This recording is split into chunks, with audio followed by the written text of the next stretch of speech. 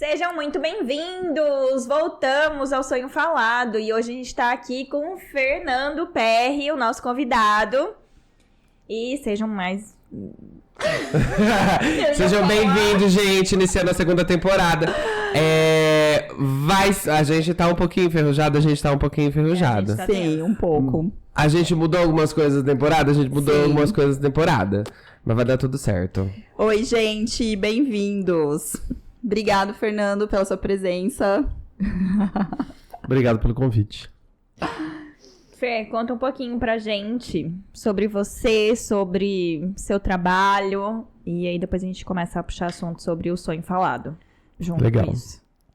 Eu sou o Fernando Perry, eu sou daqui de Bauru, nasci em Bauru, mudei para vários lugares, mas nasci aqui. Minha formação é em psicologia, eu sou formado em psicologia pela Unesp, daqui de Bauru.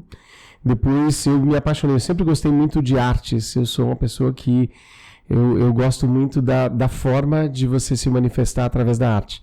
E aí eu acabei trombando com o psicodrama, que é uma forma de você trabalhar de forma dramática, de forma com o teatro ou com as artes, juntando com a psicologia. Fiquei apaixonado numa apresentação que teve na faculdade mesmo e fiz 2 especializações.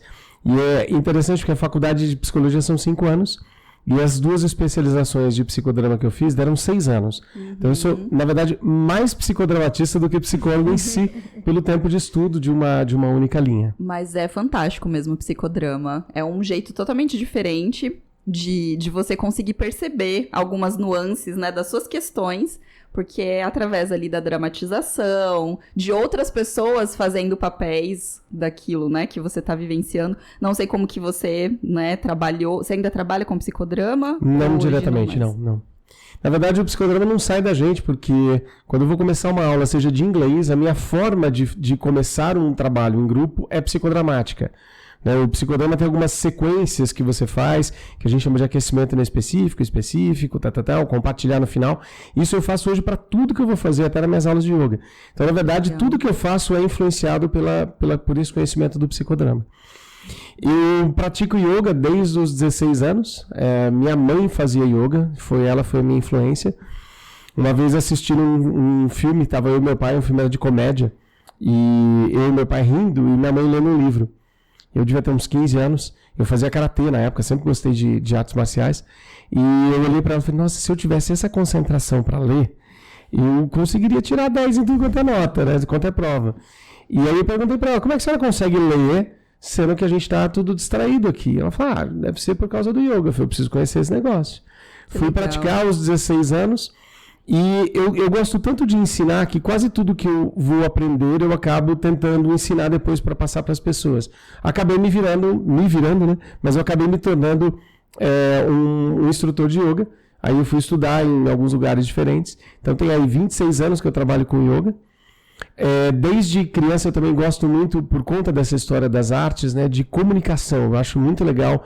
Eu acho que grandes problemas que a gente tem na humanidade é por problemas de comunicação. Concordo plenamente. E eu gosto muito de culturas diferentes. Um jeito de juntar as 2 coisas para mim foi o inglês. Eu fui aprender inglês e em pouco tempo eu percebi, falei, cara, isso é uma ferramenta muito legal para abrir porta para as pessoas. E acabei me tornando professor de inglês. Então, apesar da minha formação em psicologia, e eu trabalhei como terapeuta durante um tempo, trabalhei na psicologia social, trabalhei na psicologia na Sorri, aqui de Bauru, que trabalha com portadores de deficiência, mas a minha grande área de trabalho mesmo é 26 anos dando aula de yoga, sou instrutor de yoga, e 31 para 32 anos que eu dou aula de inglês. E deixa eu te perguntar, quando você teve esse primeiro contato, assim, com yoga, não se falava muito em yoga, né? Porque eu acho que, assim, a moda veio um pouco depois. E onde que você buscava conhecimento? Onde que você teve contato com os primeiros instrutores? Como é que foi isso? Aqui em Bauru, na época, a gente tinha 3 professores de yoga, né? Eu fiz essa primeira vez com uma professora que já não está mais aqui nesse plano, que chamava Miriam Gonçalves. E ela tinha um estilo de yoga muito prático, muito simplificado, até por conta do que você falou, as pessoas não conheciam muito, né? E minha mãe fazia muito por uma questão de respiração, concentração, relaxamento, que o Hatha Yoga é bastante ligado a isso, tem linhas diferentes de yoga. Então, meu primeiro contato foi com essa pessoa por conta da minha mãe. chegou uma época que a gente falou, a gente queria ir um pouquinho mais fundo. E a aula dessa professora não ia tanto. Nós fizemos com um professor aqui de Bauru chamado Fernando Lima, um grande pessoa que foi o maior colaborador de yoga de Bauru, e depois com a Isabel Gonçalves, que até hoje trabalha na Casa do Yoga. Foram meus 3 professores. Mas realmente a gente tinha muito pouca coisa, existia muito preconceito com o yoga, por ser uma tradição que veio da Índia. Ela vem carregada de coisas indianas, né? De imagens, de mantras, de nomes diferentes, porque a gente usa o sânscrito para dar os nomes. Então, muita gente tinha um certo preconceito com o yoga. Até hoje ainda tem, tá? Dependendo da sua visão religiosa, mas naquela época era muito mais. Eu não consigo pensar exatamente, eu não sou uma pessoa muito boa de cronologia para te falar precisamente que ano que eu comecei a praticar, mas eu tinha 16, eu sou de 69, se a gente arredondar a 70, deve ser em 86. Nós temos um professor no Brasil chamado Hermógenes, que foi o grande responsável por popularizar o yoga e deixar esse yoga mais conhecido, né? Duas pessoas, o De Rose e o Hermógenes. E o Hermógenes ele era muito agregador. Então, na década de 90, começou a se fazer alguns encontros de yoga. E aí o yoga começou, entre 90 e 2000, se tornar mais popular. Mas até então, realmente era muito pouca gente que praticava, tinham textos e textos que eram divulgados do porquê você não deveria fazer yoga. Nossa. Né? Porque as pessoas achavam que mexia com a sua mente e tal, e tudo mais. Tem gente achando isso até hoje, né? Exato. Infelizmente, sim. Gente achando que vacina tem chip, enfim. Ô, Fer, e me conta uma coisa. Como que você acha que o yoga, ele ajuda na parte de autoconhecimento mesmo? Porque, assim, eu fiz, e eu sou suspeita, mas o yoga me trouxe essa consciência. Tentando entender porque esse verbo está no passado, eu fiz, mas tudo bem. Porque ficou com Deus, né? Mas eu um dia vou voltar. Eu quero fazer, eu preciso. Ele é sensacional, Eu também gente. quero. Eu não é por nada, não. Eu tô recebendo esse chamado já faz mais de um ano, né, Ju? A Ju Então, sabe. o Fer, assim, eu já fiz aula com o Fer e já fiz em outros lugares, mas o Fer não é por nada, né? Assim, a gente tem aqui esse... Fiquei sabendo que tete ele a conhece a Giovana desde sempre. Desde grávida, a mãe dela grávida, Exato. né? Não, a mãe dela, não a Mãe dela, gente. A Giovana grávida não tá tendo. Eu ia falar gravidez e falei grávida. Mas vamos lá, brincadeiras à parte, eu percebi que quando eu fazia o yoga, eu tinha mais conhecimento e autocuidado. E como é que isso influencia? Você, como professor, você vai me falar mais tecnicamente, né? Esse poder de autoconhecimento, de consciência corporal e mental, né? Que a gente tem dentro do yoga. Só para fazer um parênteses que eu acho que é bacana, assim, o yoga que a gente tem no Brasil é um recorte do yoga original, né? Porque você tira uma prática ou uma técnica de uma cultura, ele acaba não vindo inteiro, ele vira um retrato Sofre umas daquilo. adaptações, né? Eu comentando com alguns alunos esses dias, na Índia, você faz, quando você está no ashram, que é como se fosse um mosteiro onde você vai para aprender e praticar yoga, você pratica o dia todo. Da hora que você acorda, da hora que você vai dormir, existem coisas relacionadas ao yoga, cultura, respiração, alongamento, meditação, conexão com o divino e tudo mais. Aqui a gente recorta do nosso dia 1h30, 2 vezes por semana e tenta colocar dentro daquela aula exprimido tudo que você faria ao longo de um dia. Então a aula de yoga ela tem fases diferentes, né? Você começa aquietando, depois você vai se alongar, tem exercício de força, de equilíbrio, tem relaxamento, tem meditação, tem respiratórios. Mas eu acredito assim, o yoga foi um presente que a espiritualidade maior trouxe pra gente, para dizer assim, os nossos olhos, a gente fala que os olhos são a janela da alma, né? O problema é que essa alma está sempre olhando para fora. Então, a gente está muitas partes, muitos momentos do nosso dia, a gente está olhando para fora, olhando para o outro, para a roupa, para o cabelo, e às vezes não é por maldade, é porque você está ali, né? Você está em primeira pessoa, como num jogo, olhando para lá. E o yoga, na verdade, ele tem uma proposta de fazer o contrário, olha para cá. E isso que eu acho que é o grande barato do yoga. Na tradição da Índia, eles falam que as pessoas estavam muito presas, quando o yoga foi ensinado dentro da tradição da Índia, as pessoas estavam muito presas na própria religiosidade para fora, o Deus para fora. Na tradição do yoga, a gente fala que Deus habita dentro de você. Tanto que o nosso cumprimento do Namastê, né, ele significa poeticamente falando, porque uma palavra tão curta não pode significar tanta coisa, mas poeticamente falando ele diz que o divino que existe em mim reverencia o divino que existe em você. Primeiro dizendo que existe um divino dentro de mim, e se eu busco o divino, eu posso buscar dentro de mim, não preciso buscar fora. E a tradição da Índia era muito ligada em rituais, em coisas externas. E aí também admitindo que também você tem esse Deus, porque somos em essência iguais, os mesmos átomos divinos, porém em personalidades ou em expressões diferentes. Então, quando o yoga tem essa proposta, e todos os exercícios do yoga têm a proposta de fecha os olhos, presta atenção em você, presta atenção na sua respiração, no seu corpo. Com a passagem do tempo na prática, você acaba percebendo os seus limites. E a gente trabalha no yoga a ideia de aceitar alguns limites, mas expandir para poder extrapolar outros limites. Nem tudo a gente aceita, nem tudo a gente tenta mudar. Eu tenho 1,90 m, não dá muito para mudar a minha altura, mas eu posso mudar um pouco a minha musculatura, a minha flexibilidade. Então a nossa ideia é aceitar aquilo que eu preciso e aprender a conviver com isso e estar em paz com isso. Tem uma coisa que eu acho que é muito bonita, no yoga a gente faz alguns exercícios de equilíbrio, e a nossa proposta não é não cair, a nossa proposta é estar em paz independente de você cair. Eu acho que isso é bem bacana.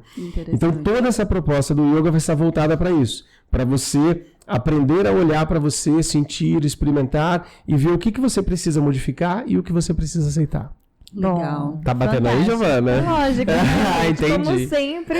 Tá batendo aí, gato? Eu não sei de nada. Eu Se só uma acho que eu panela no fogo ali, eu já precisava de uns volto. dias, como ele falou, né? Que lá na Índia eles ficam o dia inteiro fazendo isso. Acho que eu precisava de uns bons dias, o dia inteiro praticando pra melhorar algumas coisas. E na realidade o yoga é uma verdadeira aula de autoaceitação, né? Acima de tudo, é um respeitar os seus limites, entender. Sua cara tá sensacional. O que o microfone tá tampando minha cara. Deixa eu te perguntar uma coisa. No começo você falou que você sempre foi essa pessoa que tudo que te faz bem você quer compartilhar, quer dividir. Você sempre teve essa consciência de que já tinha um professor dentro de você, assim? Ou com que idade mais ou menos você percebeu isso? Eu acho que na adolescência a gente, você se torna até um pouco chato, porque o professor gosta de explicar, gosta de ensinar. Então o adolescente que tem aquele sangue de professor, ele fica querendo explicar as coisas para os outros. O que vem com o tempo, a sabedoria que vem do tempo, é você entender para quem explicar, em que momento explicar. Eu levei algum tempo para aprender uma frase que quando alguém me pergunta uma coisa, eu geralmente falo, você quer a versão curta ou longa? Eu tenho as duas para te oferecer. Porque às vezes a pessoa faz uma pergunta meio que por educação, né? Você é professor de yoga, como é que é yoga? Você quer a resposta curta ou longa? Porque a longa vai demorar um bocadinho. Uma resposta superficial. E aí, não, eu quero a resposta curta. Perfeito, eu vou te dar a resposta curta. É um tipo de ginástica que a gente faz assim. A longa vai demorar um pouquinho mais, né? Então, assim, eu sempre gostei de compartilhar algumas coisas. Eu sempre gostei de novidades. Eu sou uma pessoa que eu escuto música, e as músicas que eu gosto geralmente ninguém conhece. Eu sou aquela pessoa que gosta de pesquisar um cara que canta numa outra língua, numa outra cultura, com um instrumento que ninguém viu, e eu quero mostrar para as pessoas, falar, cara, tem mais do que aquilo que você está vendo. Eu acho que mais do que professor, eu acho que dentro de mim sempre existiu uma coisa assim de abrir olhos. Né? A tradição da Índia tem uma frase muito bacana. Nós interpretamos aqui a palavra guru sempre como um mestre espiritual. Né? Na tradição da Índia, guru é aquele que, na lógica deles, retira o véu da ignorância. E a ignorância não significa... A ignorância é tudo que eu ignoro, tudo aquilo que eu não conheço. Né? Então, o guru é o professor que ele tira o véu para que você enxergue algo novo. Eu acho que eu sempre tive essa ideia, e não é de guru espiritual que eu estou falando, mas do guru que mostra algo novo, que mostra um caminho diferente. Que está sempre buscando. Uma das coisas que me dá mais prazer é quando alguém pega alguma coisa que eu dei uma dica, ou que eu ajudei, ou que eu mostrei, e ela fala, cara, isso foi transformador para mim. Por esse e esse motivo. Seja, sabe, tipo, você indicou um restaurante legal para alguém, você falou de um livro que foi interessante, um filme. e a pessoa depois te conta, né? Esse feedback de que algo que você fez foi transformador de alguma forma é uma das coisas que sempre me deu prazer. E dentro da nossa sociedade, do jeito que ela é produzida no Brasil, acho que se fosse na Índia eu estaria morando dentro do acha, mas dentro da nossa é o professor que faz isso. Eu acho que, na verdade, essa é a verdadeira recompensa do professor que é vocacionado para isso. Quando ele percebe a mudança ou quando ele recebe esse feedback, né, das pessoas. Olha, aquilo que você me ensinou, aquilo que você falou fez diferença, tudo mudou depois desse novo conhecimento. Acho que essa que é a verdadeira recompensa. Mais do que qualquer coisa, né? Ver o sucesso do seu aluno é muito bacana. Em qualquer área. Tipo, eu tive alunos de yoga que se tornaram professores de yoga. Eu tive alunos de inglês que se tornaram professores de inglês. Eu tive alunos de inglês que mudaram para os Estados Unidos e trabalham lá em alguma empresa hoje. Não necessariamente com inglês, mas usam o inglês para aquilo. Isso é muito bacana. Mas quando a pessoa chega para você, independente do sucesso financeiro ou da carreira, e ela diz para você que aquilo causou uma transformação dentro dela, isso para mim é o mais bacana. Fantástico. Sensacional. Feri, me conta, como que é auxiliar a trajetória das outras pessoas? Já que você tem a vocação de professor e você não é só professor de yoga, você é professor de inglês, enfim, né? Como é esse auxílio? Porque é um grande mestre, né? Professor tem o dom de ser um mestre, de ser um guia ali para outra pessoa, abrir os horizontes. Você traz o autoconhecimento, mas como que é você ser o caminho ali para essa pessoa? Olha, eu acho que tem uma coisa da nossa caminhada que é muito importante, que na psicologia, na tradição oriental a gente aprende, que é o bendito ego, né? Acho que é uma coisa muito importante para todo mundo que trabalha com transformação é cuidar do seu ego, porque senão você começa a achar que foi você, na verdade, né? As nossas vaidades, né? Nós somos uma ferramenta de transmissão. O yoga existe há mais de 5.000 anos. Antes de eu nascer ele existia, quando eu morrer ele vai continuar existindo. O que eu posso fazer é o maior esforço possível para não destruir essa tradição no meu período de vida, para que quem aprendeu comigo não aprenda algo errado ou algo que foi deturpado. Então, acho que assim, esse é um ponto muito importante, porque assim, não sou eu que interfiro. Eu sou a ferramenta do yoga, ou a ferramenta do inglês, ou a ferramenta da psicologia. Né? A gente age como uma ferramenta para a transformação do outro. Se o outro não está pronto para se transformar, é muito difícil você conseguir. Então, a primeira coisa que a gente fala é, se a pessoa está aberta para uma mudança, ela vai encontrar um professor. Vocês já devem ter ouvido falar essa história aqui.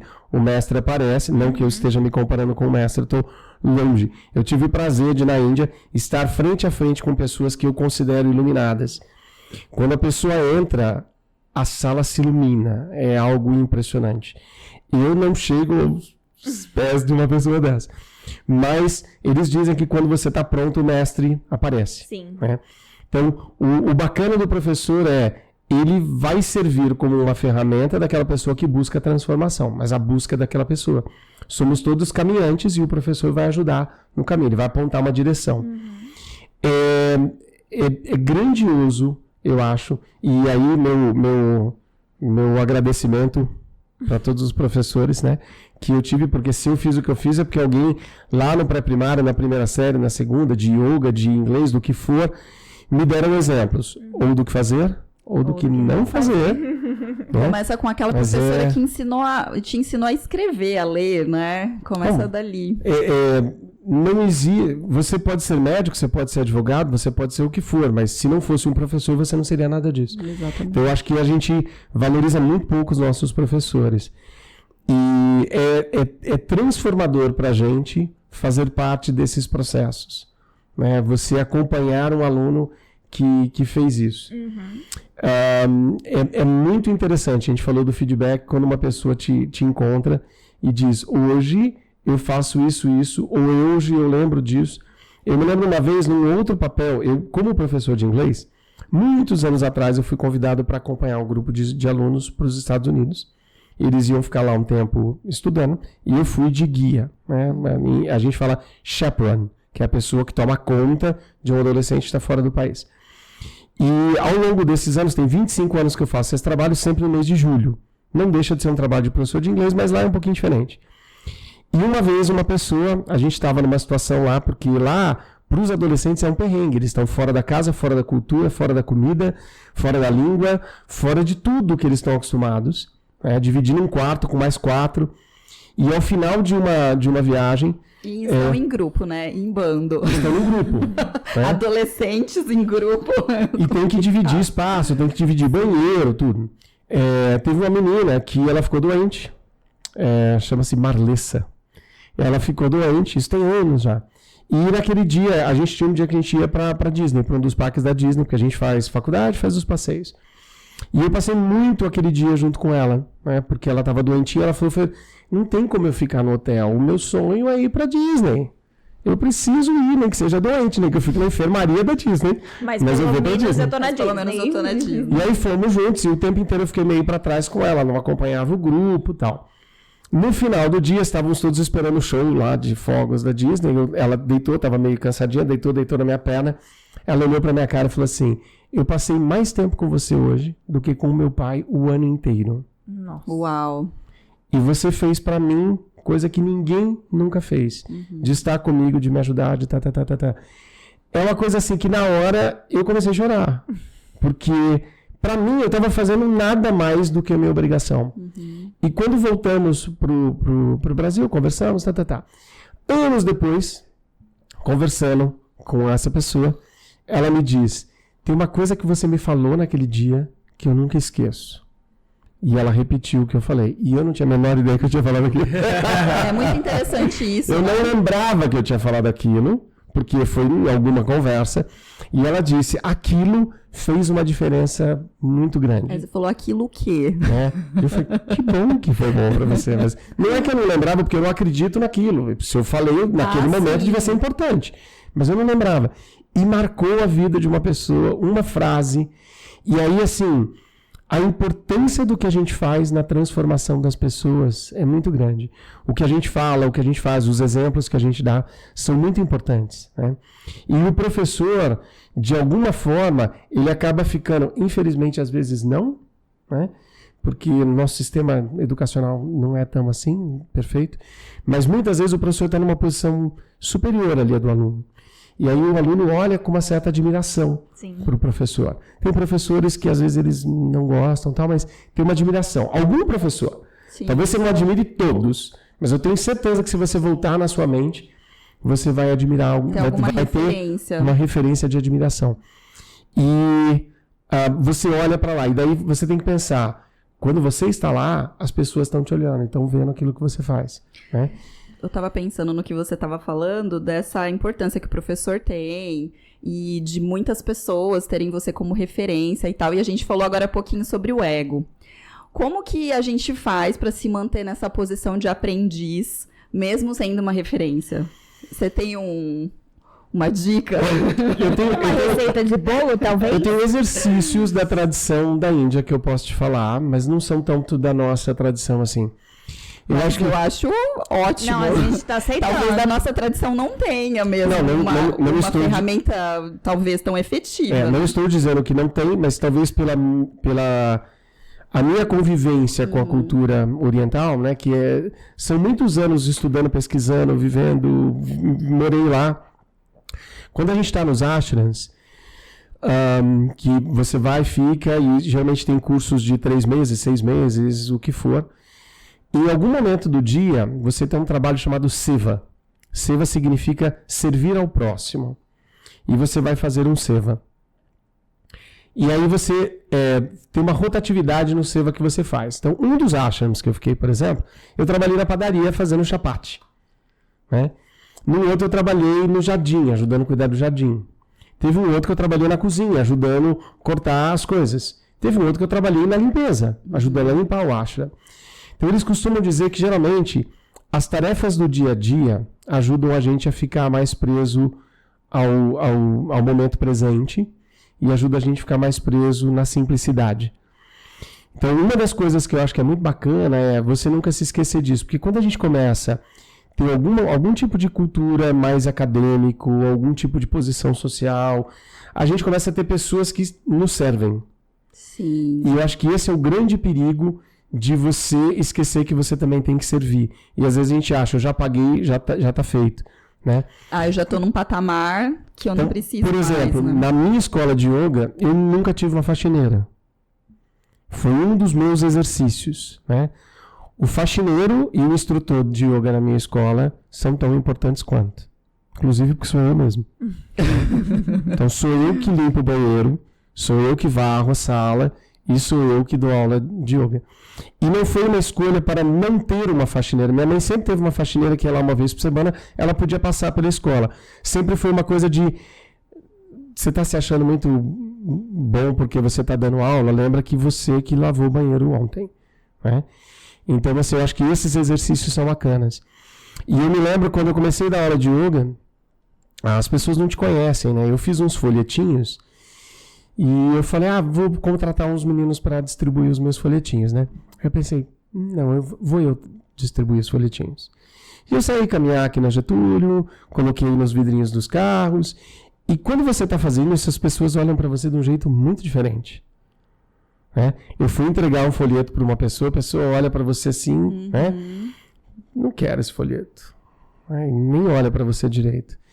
E eu acho que isso é uma experiência bacana. Então, assim, uma vez por ano, a cada 2 anos, eu saio fazer panfletagem da minha própria aula. Que é uma forma de eu também lembrar que a gente tem que diminuir. Isso é totalmente contramão à nossa cultura, porque na nossa cultura, assim, se eu começo a ganhar um pouquinho melhor, se eu tenho condição de pagar, eu já começo a terceirizar qualquer coisa que seria um pouquinho desconfortável de fazer, né?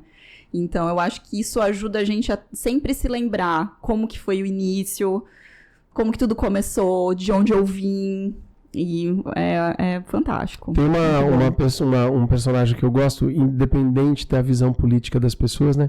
Que é o Obama.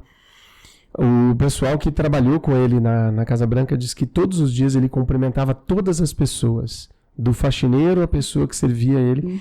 E às vezes, quando a pessoa trazia alguma coisa para ele, um café e tal, diz que ele ajudava a arrumar as coisinhas e colocar na bandeja de volta, né? Quando eu morei nos Estados Unidos, eu trabalhei em restaurante. Eu trabalhei de busboy, que é o auxiliar do garçom. Porque o garçom tem um trabalho até mais glamouroso. Porque ele pega a comida limpa da cozinha, leva até a mesa. Nos Estados Unidos, não é o garçom que retira a mesa. Porque o garçom que manipula comida limpa não vai manipular comida já, entre aspas, contaminada. Tudo que vai para o salão, né, para o salão onde as pessoas comem, em termos de restaurante, é considerado, já está contaminado. Né, já teve contato com outras coisas. Não é contaminado de ruim, mas já teve um contato. Sim. Então quem faz isso é o busboy. Então eu trabalhei de busboy. Então o busboy vai lá e pega os pratos sujos, pega tudo, leva para o cara que é o dishwasher, que vai lavar, pega o lixo, coloca para fora, né? Depois tira as coisas da máquina de lavar e tal. E esse trabalho de busboy foi um dos maiores desafios da minha vida. Eu era formado em psicologia. Por que foi desafiador? Porque é uma coisa pro nosso... Foi a primeira vez que eu fiz, né? Hoje eu tô te contando que eu tenho uma escola de yoga, que eu limpo meu banheiro, mas assim, hoje eu tenho 53 anos. Quando eu me formei, aos 24, eu fui morar fora do Brasil. Eu tinha me formado em psicologia. Então, assim, aqui em Bauru, eu era professor de inglês, eu era psicólogo, eu não tinha essa visão ainda de limpar a escola. A escola que eu trabalhava tinha uma faxineira. Né? Onde eu trabalhava tinha alguém que fazia. E eu fui morar nos Estados Unidos, o glamour de morar nos Estados Unidos. Né? Eu tinha uns amigos, não, a gente trabalha em restaurante, eu vou trabalhar no restaurante. Chega lá, tipo assim, o busboy é o último lá de baixo que manda alguma coisa, entendeu? E foi muito estranho para mim, foi muito desafiador entender as pessoas olhando para mim dessa forma. E eu comecei a pensar em todas as pessoas que eu tinha tratado talvez de uma forma parecida na minha vida. Hoje eu converso com caixa de banco, eu converso com caixa de supermercado, eu falo o nome da pessoa, olho no crachá e chamo ela pelo nome. Porque eu sei o que é você estar ali com um crachá desse tamanho e as pessoas passarem por você e não olharem para você. Virar um invisível, né? Exatamente. Então, acho que assim, esse foi um grande exercício para mim e baseado nisso e no que eu estudei depois na tradição oriental, que eu fui desenvolvendo essa ideia de fazer o trabalho voluntário. Eu sou de uma família dividida em 2 religiões, meu pai é católico, minha mãe é espírita. E eu convivi nessas 2 religiões, mas acabei optando por uma tradição mais espírita. Dentro da tradição espírita também tem uma coisa muito grande na caridade. É de você fazer caridade, servir ao próximo. Na tradição do yoga, a gente tem, dentro da filosofia do yoga, um pensamento chamado Karma Yoga. A palavra karma ficou muito mal interpretada no Ocidente, né? Karma significa ação e reação, simplesmente. A gente fala assim, fulano é um karma na minha vida, né? Mas karma tem a ver com isso. Fazer Karma Yoga significa fazer algo sem esperar nada em troca. Da palavra karma surgiu em grego caritas, e de caritas surgiu a palavra caridade. Então a nossa palavra caridade vem de karma, né? E Gandhi era um grande karma yogi, e ele fazia esses trabalhos. Então, eu acho que o Karma Yoga é uma das melhores formas. Você servir ao próximo sem esperar nada em troca é um dos maiores exercícios de humildade que a gente tem. Legal. E de autoconhecimento. Porque o ego, ele te ilude. Ele te faz pensar que você é o seu carro, a sua roupa, o seu nome, o seu título. E esse é o oposto de autoconhecimento. Esse não sou eu. Né? Eu não sou o meu carro, minha roupa, meu cabelo, a minha altura. Eu não sou homem ou mulher, eu não sou branco ou preto, brasileiro ou argentino. Eu sou um espírito de luz numa experiência terrena dentro de um corpo que nasceu nessa situação. Mas eu sou muito mais do que isso. Como diria o Yoda, sou um grande fã do Star Wars. O Yoda tem uma fala que ele fala assim: seres luminosos nós somos, não esse ser de matéria crua. Então, a gente precisa olhar além. E o yoga tem essa proposta de olhar além do meu material para mim, apesar de eu usar o meu corpo como uma ferramenta para o autoconhecimento, é para olhar para mim. E aí, uma vez que eu me enxergo, eu consigo perceber que todos nós estamos passando por essa mesma ideia. Então eu enxergo pessoas de uma forma diferente. E você consegue ver com mais leveza, né?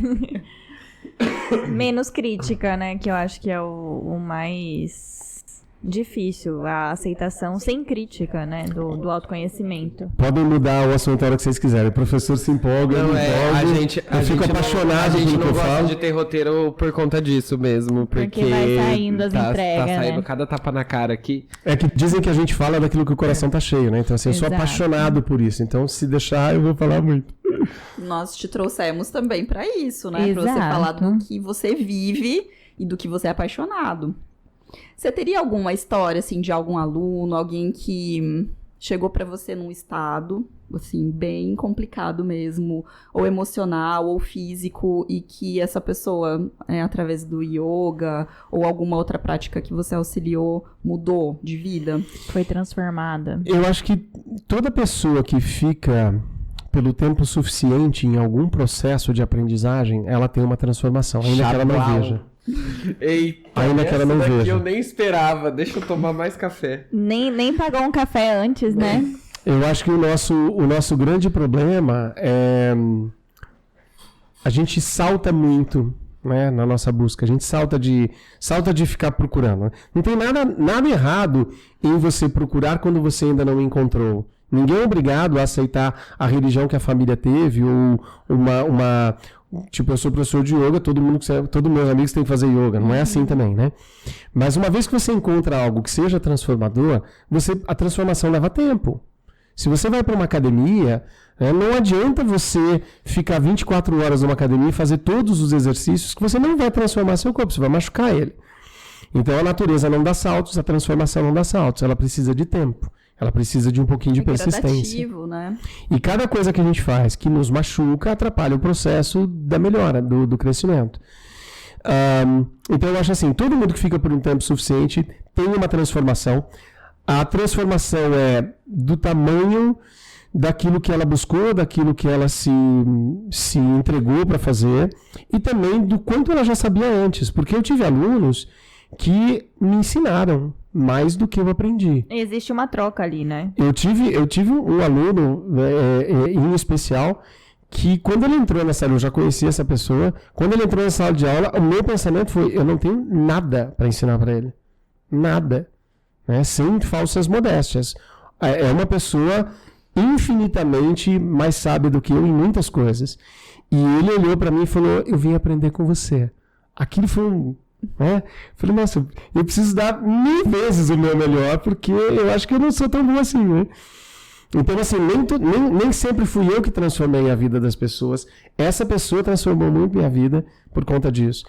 Mas tem algumas ações que são muito bacanas. Teve uma aluna minha que uma vez sofreu um acidente de carro e ela fala assim, Fernando, vou te contar uma coisa porque a minha família falou isso pra mim. Ela falou, nós sofremos um acidente de carro, não foi grave para machucar ninguém, mas foi uma chacoalhada boa. E todos estavam mexidos e o meu marido disse para mim que eu estava extremamente calma, tentando ajudar todo mundo. Sendo que eu era a primeira pessoa a me apavorar e atrapalhar todo mundo. E ela falou assim, eu não percebi, foi ele. Ele disse para mim, em outras situações você não agiria do jeito que você agiu. O que aconteceu? E ela falou, não sei, na hora que aconteceu isso eu pensei, eu não tenho controle sobre essa situação. O que eu posso fazer agora é respirar profundamente, me acalmar e ver o que eu posso fazer. Né? O que é possível. Mas o mais bacana foi ela dizer que ela não percebeu, porque a mudança dela foi sendo gradativa. Então ela não se tornou essa pessoa de um dia para o outro. Ela praticou durante... E não fui eu, hein? Não fui eu a minha aula. Foi o contato com o yoga através da minha aula e a vontade de crescimento e a prática dela que levaram ela até aquilo. Mas o mais bonitinho que eu acho é o fato dela falar, eu não percebi, foi ele que percebeu. Né? Isso é muito legal. Eu tive uma outra aluna que quando a gente ia fazer exercícios... O yoga, ele traz desafios diferentes para as pessoas, né?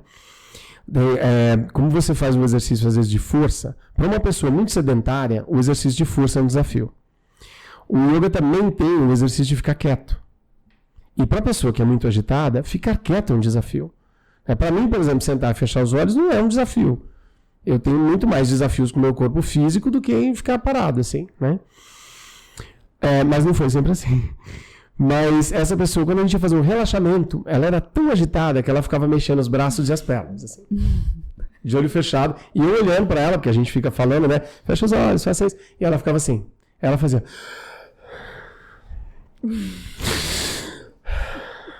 Isso no relaxamento. Né? Não era E ela percebia? Sim. Mas a busca foi dela, né? Foi ela que foi ao yoga pra tentar trabalhar essa ansiedade descontroladíssima que ela tinha. E ela praticou yoga comigo durante um bom tempo. E eu me lembro de um dia que ela estava parada no relaxamento.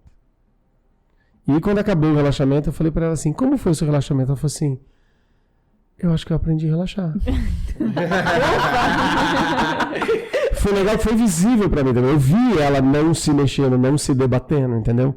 Isso foi muito legal. Então assim, a transformação não precisa ser gigantesca para que ela aconteça. Porque eu tenho certeza que esse fato modificou altera toda a forma dela fazer alguma coisa. Exatamente. Né? A gente percebe isso quando a gente machuca o dedinho, né?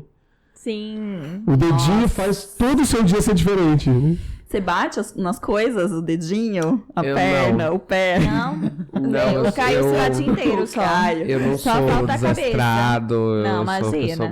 eu sou calmo, eu não sou agitado. Ô, Fer, você tava falando das transformações. E dentro das transformações a gente lida com os processos, né? Qual é a importância de aceitação dentro dos processos?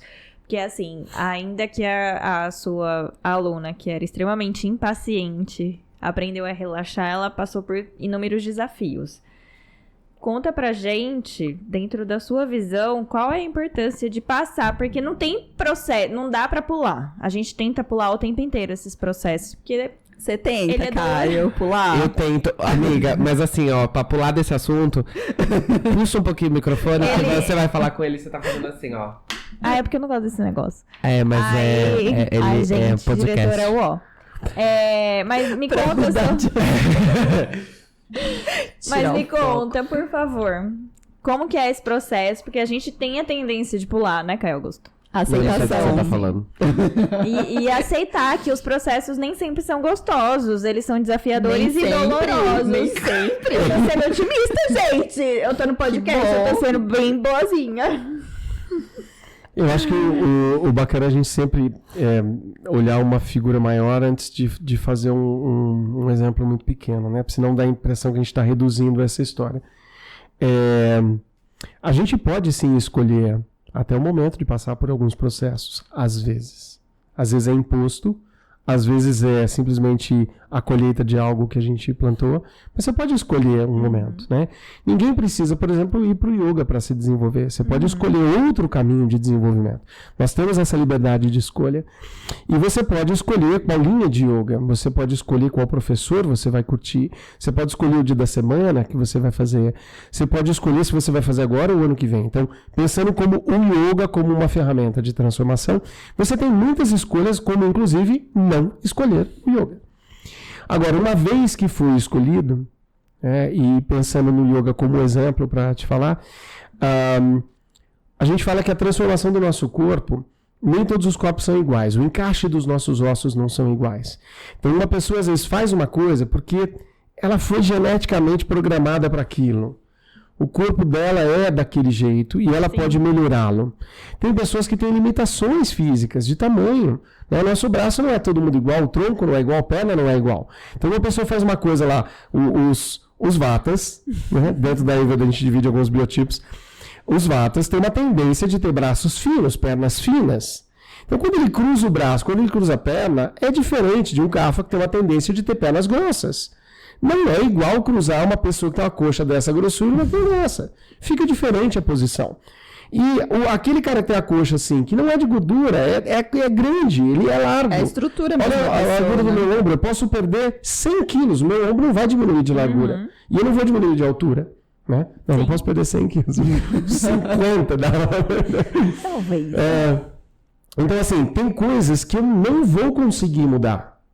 Esse acho que é a principal ideia de você aprender a aceitar. O problema é que a gente cria uma negociação na nossa mente, o anjinho e o diabinho, vocês lembram do desenho do Pluto, do anjinho e do diabinho? A gente cria uma negociação dentro da gente, onde a gente faz propostas para aceitar coisas indecentes, que a gente não deve aceitar. E a gente faz propostas para mudar coisas totalmente simples, que não precisava mudar. Sabe assim, tipo... Eu não tô entendendo, Juliana, esses olhares. Só dei um olharzinho Eu pra preciso mudar algo, né, na minha vida. Aí a pessoa fala, eu vou trocar de celular.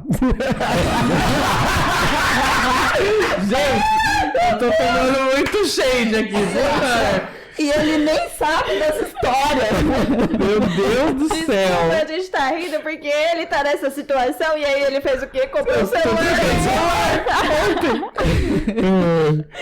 Aí, tipo assim, não é isso que tá precisando mudar. Porém, isso pode ser uma ferramenta de transformação. Né? O celular, ou mudar de casa, mudar de carro, pode ser. O problema é que às vezes a gente não usa como uma ferramenta, a gente usa para substituir uma transformação que é necessária. Dá aquela sensaçãozinha boa, mas no fim... Sabe o povo que faz promessa, aquelas promessas de quaresma, né?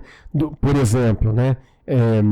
Eu não sou um grande fã de café. Eu tomo, mas eu não sou um grande fã. Então, para mim, fazer uma promessa de parar de tomar café na quaresma...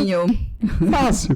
Então, a maioria das pessoas acaba escolhendo algo que às vezes é muito simples e pouco transformador e prorrogando um pouquinho essa transformação mais para frente.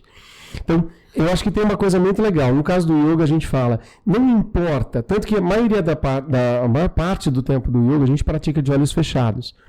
Porque não é para você olhar para o outro e ver se o outro colocou a mão no chão quando ele soltou o corpo à frente ou não. É para ele soltar o corpo à frente. E a nossa ideia é, faça o melhor que você pode hoje, entenda aonde você está e veja o que eu preciso fazer para mudar. E esse mudar pode ser, não necessariamente ganhar mais flexibilidade. Às vezes é conseguir ficar em paz não tendo flexibilidade. Às vezes é conseguindo respirar profundamente ao invés de ficar ofegante. Né? Às vezes é conseguir fechar os olhos e não olhar para o outro. Escola de yoga geralmente não tem espelho. Ao contrário da escola de balé, aonde nada contra o balé, aonde a performance vai ser feita para o outro e a precisão de um movimento é importante para aquela arte. Então, ela olhar no espelho se está preciso o movimento é importante. Para o yoga, a precisão do movimento não é importante. É importante o que você vivencia enquanto você faz ele. Né? E aí, essa ideia do aceitar como eu estou hoje e ver, eu posso mudar o que eu preciso fazer, quais são os passos para essa mudança. Exemplo simples e bobo, se eu quero colocar a mão no chão, eu preciso fazer mais alongamento de flexão, de perna, de costas e tudo mais. Então esse é o caminho. E mais alongamento não é uma vez a cada 3 meses. Mais alongamento é dia sim, dia não. É sensacional você trazer isso, Fer, porque assim, a gente vive hoje num mundo de comparações o tempo inteiro, né? Então a gente tem ali a rede social que a gente tá se comparando o tempo inteiro e cada um tem um processo dentro do que mostra, enfim. E quando você fala assim, cara, é você aceitar quem você é, poder fazer o seu melhor naquele momento, é sensacional, porque eu acredito, eu acho que a gente aqui como um todo acredita que isso hoje em dia tá muito escasso, né? Tipo, tá todo mundo, ele tá ali na frente, então eu tenho que correr e dane-se o meu limite. Eu tenho que ultrapassar o limite do outro, né? E a gente acaba passando por si. Então é fantástico você trazer essa autoconsciência. Essa é uma frase que a gente fala no yoga o tempo inteiro, né? Respeite os seus limites. Respeitar não significa se esconder atrás dele, né? Porque às vezes o limite no alongamento, ele tá fraco porque você nunca alongou. Então você precisa se forçar a tentar melhorar, porém nunca ultrapassando o seu limite, porque ultrapassar o seu limite não vai trazer flexibilidade, vai trazer dor. Sim. A Gi falou sobre a comparação. A Gi falou sobre a comparação e o resultado da comparação é sempre a frustração, porque quando você se compara com outra pessoa é outra história, não tem nada a ver com a sua. E aí, automaticamente, a gente vê as pessoas infelizes, achando que na vida dos outros as coisas são mais fáceis, que os outros estão indo bem e ela tá indo mal. Então, é muito importante mesmo essa autoconsciência do meu limite, do meu processo. A comparação comigo mesma mesmo, né? De como que eu estava mês passado, como que eu estava quando eu comecei, sei lá, um curso, uma prática, enfim. Mudar essa visão, né? Porque a gente vê muita gente sofrendo por causa disso. Ô, Fer, eu tô aqui só pra puxar mais papo. Isso tudo, essas comparações, elas geram o nosso estresse e a falta de autocontrole da mente, não é? Tipo assim, dentro do que você acredita. Quando a gente fica se comparando o tempo inteiro, a gente fica numa situação de estresse o tempo inteiro? A nossa mente, falando de uma forma alegórica, né? A nossa mente tem um cantor chamado Krishna Das, que eu gosto bastante da tradição do yoga. Ele morou junto com um mestre indiano durante bastante tempo. Esse mestre chamava-se Karoli Baba. E ele fala que, ele dá esse exemplo, né? Esse exemplo não é meu, que a nossa mente é como se fosse um músculo. E ele precisa de exercício. Nós fomos criados de uma forma, como nós estamos em primeira pessoa no jogo aqui, a gente acredita que eu estou olhando, quem está olhando é a minha mente. E a gente associa. E eu estou falando da visão oriental. Eu sei que na visão ocidental nem todo mundo pensa dessa forma e eu respeito a forma de pensar. Mas na visão oriental, né, que o assunto tem a ver com o yoga, a gente pensa assim, eu não sou minha mente. A minha mente é uma ferramenta para eu me expressar nesse mundo tridimensional.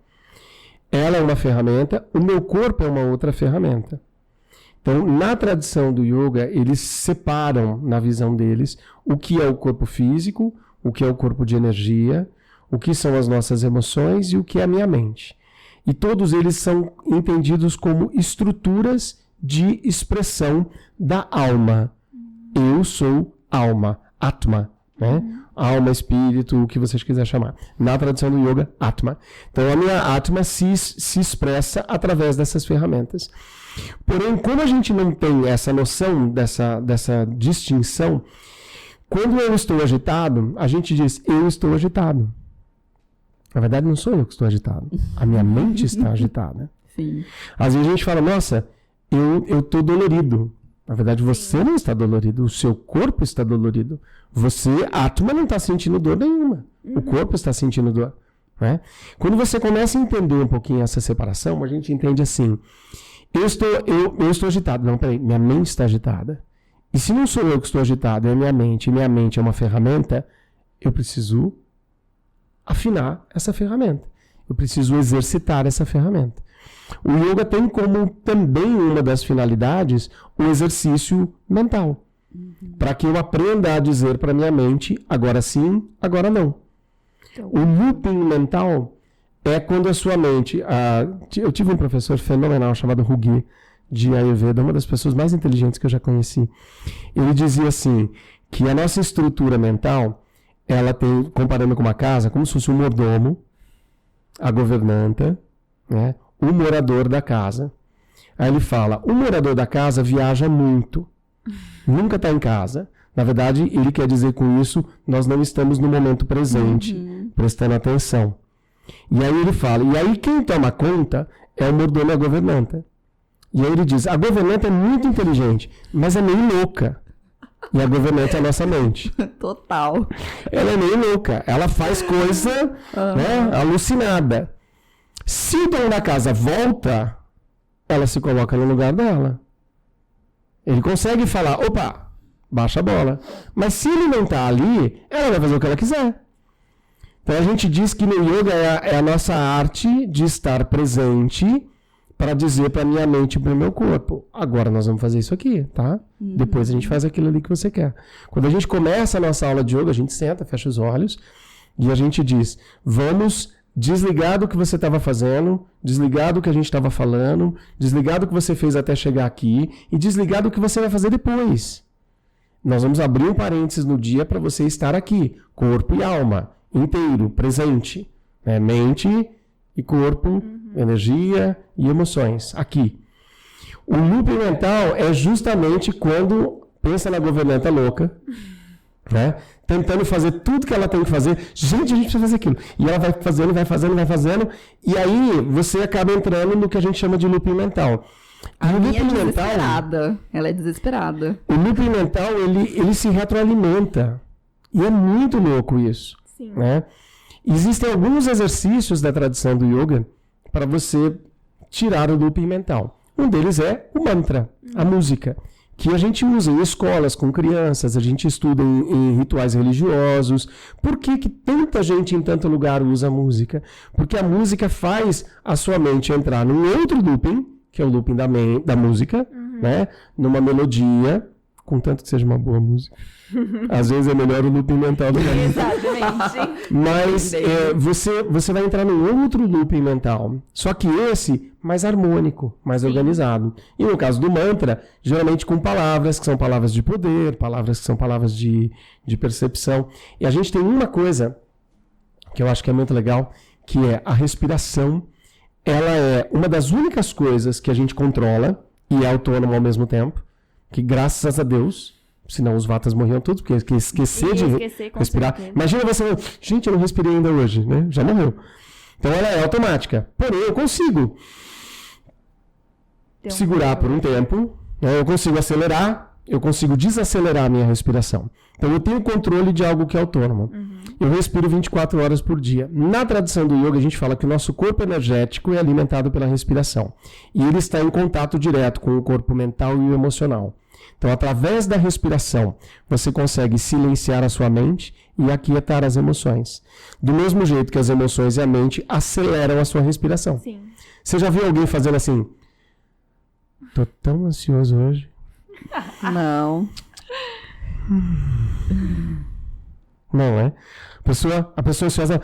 Aí, Hiperventilada. o exemplo que eu acho mais bonitinho é que eu me lembro quando eu era criança, a gente tava fazendo um buraco no chão e um primo caiu no buraco e se machucou. E a gente foi falar com a avó, né? E a gente chegou assim: vó, você não sabe o que aconteceu? O fulano, ele caiu. E a avó falou assim: para, respira. De novo. Mais uma vez. Agora conta. E aí a frase saiu. Bonitinho. Minha avó não sabia nada de yoga. Interessante. Né? Sabedoria ali presente. Quando você muda o padrão respiratório, você muda o padrão da sua mente, você muda o padrão das suas emoções. Óbvio que tudo tem um limite, um sofrimento muito grande não vai ser resolvido com uma pequena respiração. Claro. Mas as nossas atribulações do dia a dia. Às vezes a gente precisa de uma química junto. Pode ser uma química natural, pode ser uma erva, um chá, pode ser alguma coisa assim, né? Você talvez precise de uma ferramenta a mais, de um mecanismo a mais para ajudar. Mas o looping mental, como as mentes são diferentes, os loopings são diferentes, né? Tem o looping mental de eu vou ganhar na loteria. Tem o looping mental de eu vou morrer, vai dar tudo errado. Eu não vou conseguir. Eu conheço uma pessoa que fica só nesse. Tem o looping mental foi assim. Uma pessoa?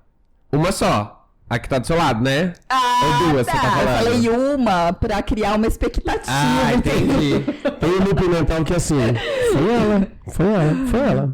foi ela. A Tem culpa é o looping dela. do Nubank. O Nubank tá nas minhas costas. O Tem Nubank o tá nas looping minhas do costas. Nubank, Deus do céu. Você tem o looping do dinheiro, tem o looping do status, você tem loopings diferentes, né? E eles talvez precisam de ferramentas diferentes para você ajustar. Sensacional. Ô, Fer, e pra gente começar a encerrar o papo? Começar Começar a encerrar. É ótimo. Eu acho que o Fer vai ter que voltar. Eu também acho que a ele gente tem não muito falou conteúdo, praticamente gente. nada. E duas... Tá muito bom esse episódio. Só tapa na cara pra variar, né? Nossa senhora, gente. É. Eu acho que a gente pode cancelar as outras gravações e E vamos ficar fazer com yoga. É. Hoje. Vamos correndo lá pro estúdio fazer Pelo amor de yoga. Deus. Vamos respirar.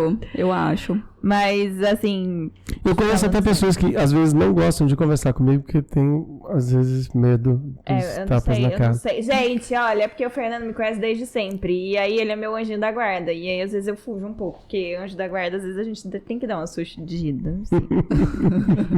Ai, Deus, mas falando sério, Fer. Dentro de tudo isso que a gente tá conversando, o assunto principal, por incrível que pareça, aqui do podcast é falar sobre os sonho. sonhos. E dentro de tudo isso que você tá falando, enfim, pra você e pro que você acredita e pro que você já estudou e estuda, qual é a importância de sonhar? Posso falar uma coisa antes? Pode. Tudo que a gente estava falando pode não parecer ter ligação ao sonho, mas é que, na verdade, assim, o maior empecilho da gente realizar um sonho somos nós mesmos, né? Poucas coisas atrapalham você, a menos que o seu sonho seja muito irreal, sabe? Tipo assim, eu gostaria de voar com as minhas asas. Aí, sinceramente, não vai dar. Você pode voar de voa vela, né? Mas a menos que ele seja muito irreal, muito fora da caixinha, 90% dos tempos, das vezes, o que impede a gente de realizar nossos sonhos somos nós mesmos. O primeiro fato eu acho que o primeiro fato a gente está olhando para o sonho dos outros e tentando se realizar com o sonho dos outros. Chablau. Que é o que a gente tá falando da comparação. Que é um dos motivos de que você não sabe qual é o seu sonho, porque você nunca olhou para dentro. Porque você não sabe quem você é, né? O nosso sonho, às vezes, ele é construído socialmente, né? Sem nenhum desprezo ao sonho de cada um. O sonho de fazer o baile de 15 anos, ou do casamento perfeito, ou da viagem perfeita. Às vezes é porque você viu alguém fazendo, viu aquela pessoa feliz, logo, se eu fizer, eu vou ser feliz também. Mas, na verdade, não é um sonho seu que você construiu, elaborou, descobriu e percebeu. Você simplesmente incorporou de outra pessoa. Construções culturais. Né? A gente... E é um papo bem complexo para 5 minutos falar sobre isso, né? Mas assim, muitas vezes o empecilho de realizar os sonhos somos nós mesmos. Quando você consegue se separar do outro, e a gente fala que fazer yoga é você se desconstruir para você se construir de novo. Aliás, todo o processo de autoconhecimento é um processo de desconstrução. Antes de ficar bom, vai ficar ruim. Bem ruim. E na hora de ficar ruim, as pessoas fogem. Né? Tem uma historinha budista muito bonitinha de um monge que fala pro outro assim, eu vou arrumar o meu quarto. E o outro monge era bem novinho e o outro era mais velho. E aí eles estão fazendo alguma coisa lá. Aí, de repente, o monge novinho passa na frente do quarto e tá uma zona o quarto do monge. Tudo no chão, pra cima das coisas e tal, né? Ele fala, mas você não veio aqui arrumar o seu quarto? Tô arrumando. Precisei tirar tudo, limpar. Agora eu vou ver o que eu quero que continue e o que eu quero que vá embora. Essa arte de segurar o que precisa ser segurado e deixar embora o que deixa embora é a arte do autoconhecimento. É eu me transformar cada vez mais em mim mesmo. E isso vai me ajudar a perceber cada vez mais quais são os meus sonhos verdadeiros. O que eu quero fazer. O que eu herdei aquela pessoa que fez a faculdade que o pai queria que fizesse. Né? Não era o sonho dele, era do pai. Quando ele se desconstrói e constrói de novo, ele percebe que aquele sonho não era dele. E mesmo que ele fizesse, não iria realizá-lo. Né? E a gente, quando pensa em sonho, às vezes também joga uma coisa muito longe. Né? O sonho às vezes é acordar. Tem algumas pessoas que têm o sonho de acordar sem dor. O sonho da pessoa é poder acordar sem dor. Né? Tem sonhos muito diferentes. E você honrar esses sonhos, né? É muito interessante. Mas você perceber o que depende de mim, o que não depende de mim. O que sou eu, o que não sou eu. Agora, o sonho quando ele está dentro dessa caixinha que eu falei, não sou contra sonhos grandes, mas o sonho irreal gera muito mais frustração. Sim. Né? O irreal naquele que eu falei, quero voar, sei lá o que, né? Ele gera muita frustração. Mas o sonho, quando ele está dentro de uma possibilidade, ele é um combustível que ajuda a gente a ir para frente. Os budistas dizem uma coisa que eu acho também que é muito bonito, porque assim, eles dizem que no Ocidente a gente trabalha muito com a excitação e a tristeza. E a gente associou a excitação com felicidade. Então a gente entende o seguinte: se você fizesse uma linha, né, onde o 0 é o meio, para cá é tristeza, para cá é felicidade, ou a excitação, que nós associamos à felicidade, toda vez que não está pelo menos no mais 1 ou mais 2, a gente acha que não está bom. Se vier no menos 1, menos 2, a gente acha que está horrível. E uma vez que você experimentou uma excitação, isso é o princípio das drogas, por exemplo, né? Uma vez que você experimentou uma excitação 6, você não se contenta mais com a excitação 5 ou 4, você quer de 6 para cima. Na tradição budista, a felicidade é o 0.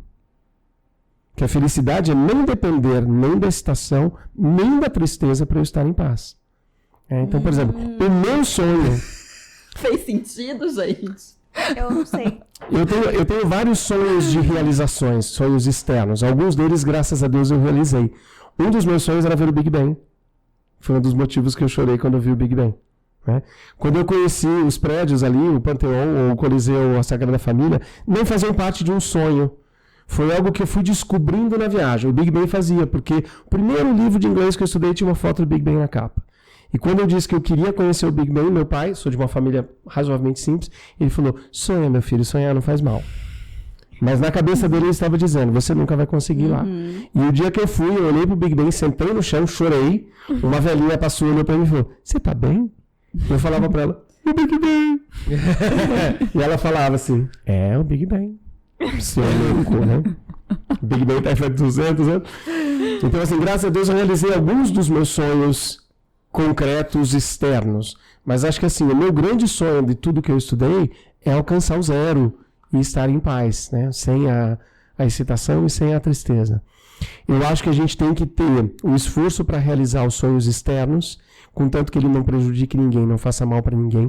A gente tem que fazer todo o nosso esforço, porque o que impede você de realizar aquele sonho geralmente é você mesmo. É a falta de perseverança no caminho que conduz até aquela realização.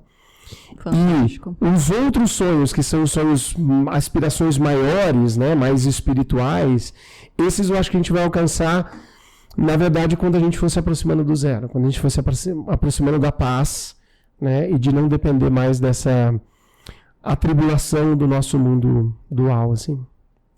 Uau, né, gente? Uau.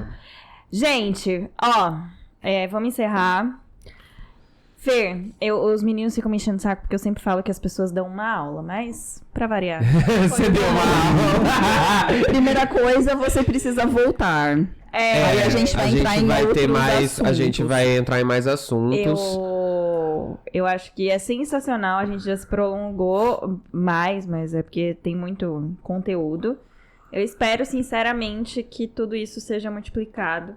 Que, assim, essa aula que a gente recebeu aqui, que ela consiga alcançar mais pessoas, porque é um conteúdo precioso. Pra quem não conhece, Fernando é autor de um livro, Sem Estresse, coautor, ele participou do Poderes da Mente. Ele trouxe esses 2 livros que nós vamos sortear. Exato. A gente vai saber como daqui a pouco, mas a gente vai sortear aqui pra vocês. A gente vai pensar aqui vocês que lutem pra fazer as coisas que a gente mandar. E é isso, eu agradeço, eu sou uma privilegiada, eu conheço o Fernando desde sempre, então eu sou água com açúcar aqui, então não vou ficar falando muito. Mas muito obrigada por ter topado, por ter partilhado. E realmente eu espero que a gente multiplique tudo isso, porque eu acho que todo mundo deveria escutar isso. Que assim como bateu aqui na gente, vai bater em muita gente por aí, pra despertar mesmo, né? Esse autoconhecimento.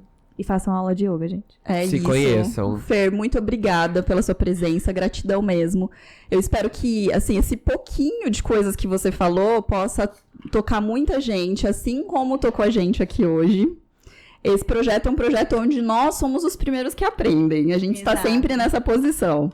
E muito obrigada. Eu espero que a gente se encontre outras vezes. Esperamos você aqui de novo. E é isso. Posso falar uma frase pra terminar? Pode. Pra quem estiver assistindo, né? Eu acho que é legal assim. Faça todo o esforço que você puder pra realizar o seu sonho, mas eu tenho certeza que você vai ficar muito mais feliz quando você for parte da realização do sonho de outra pessoa. Então, se você puder, pensa assim. Não sei se vocês assistiram um filme chamado Corrente do Bem. Sim, Se você hoje fizer a proposta de eu vou ajudar no sonho de 3 pessoas, e quando eu ajudar elas a realizar esse sonho, eu vou fazer um pedido para elas, para que elas ajudem no sonho de outras 3 pessoas e que elas ensinem isso para outras pessoas. E a gente vai passando isso para frente. Perfeito. E 3 pessoas aqui chorando. Ai, meu Deus do céu, Que bom gente. que isso faz parte do nosso propósito. Caio, suas últimas considerações. Cara, Foi muito necessário esse episódio. Obrigado, Fernando. Gratidão mesmo. Eu acho que além de se conheçam, a dica que fica hoje é conheçam seus limites. E saibam até onde vocês estão dispostos a ir por vocês, pelo outro, e onde vocês sabem que não dá mais, cara, para, né? Se cuida. E depois você vai entender. Só para. Vamos Para, começar do respira, zero, né? então, né, gente? E eu acho que é isso. Inspira, respira, não pira. Exato. Nossa, obrigado mesmo, gente. Brigadão. Gratidão. Sigam nossas redes sociais. Somos @sonhofalado em todas as redes. Estamos no Spotify, YouTube, Google Podcasts Companhia e todas as Limitada. plataformas digitais. E obrigado por É isso, estarem com a gente gente. até aqui. É isso. Obrigada, valeu. Obrigada, até a Tchau, tchau. próxima. Até mais, gente. Tchau, tchau.